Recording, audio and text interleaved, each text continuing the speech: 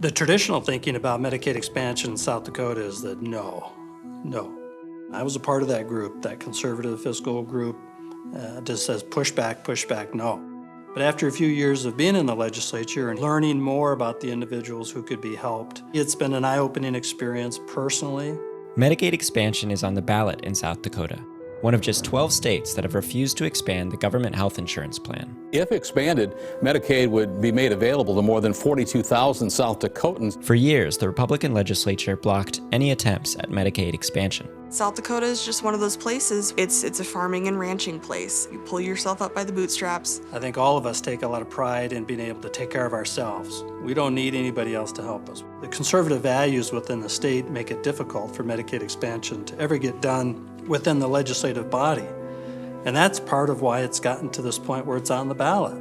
With the vote just months away, a new story is developing. Among voters in South Dakota, the proposal to expand Medicaid is overwhelmingly popular, and an unlikely coalition has come together to get the measure across the finish line.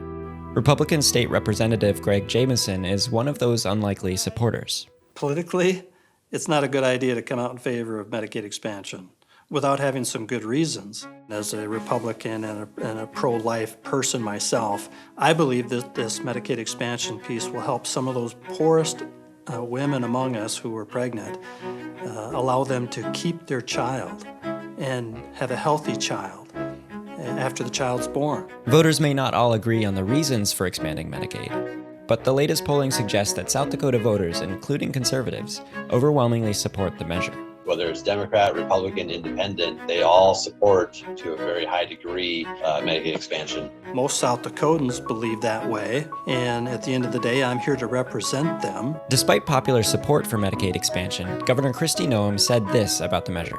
I think it's interesting because what that does is make sure that Medicaid expansion would cover able-bodied single individuals that are able to work. The people who are ignorant and believe that expanding Medicaid would simply let people mooch off of the government, they don't understand, and they don't see people like me. That's Dusty Clemens, a 28-year-old who's diagnosed with ankylosing spondylitis.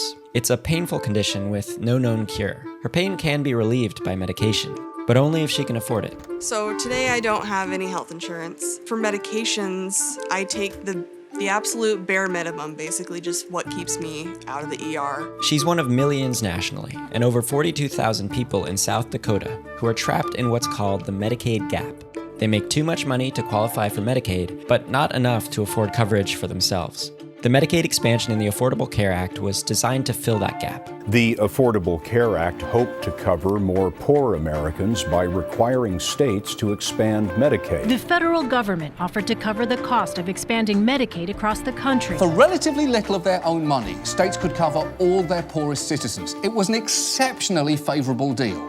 But guess what many states chose to do? It's been 10 years now. The state legislature has never chosen to move forward with this, and now it's time for the people to have their say.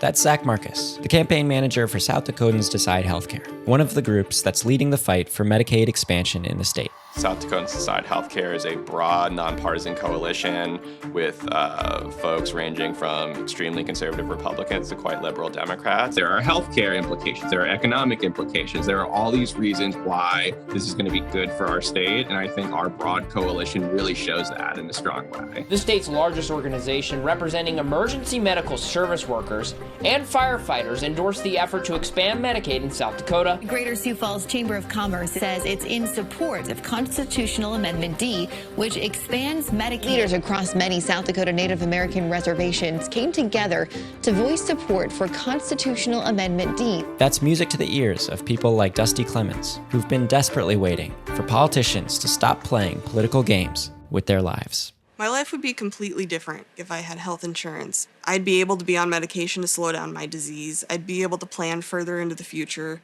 I walked my high school graduation with a cane, and after, I want to say it was a month on Humira, I went to a dance and I was able to jump for the first time, and I still remember, it gives me chills every time I think about it.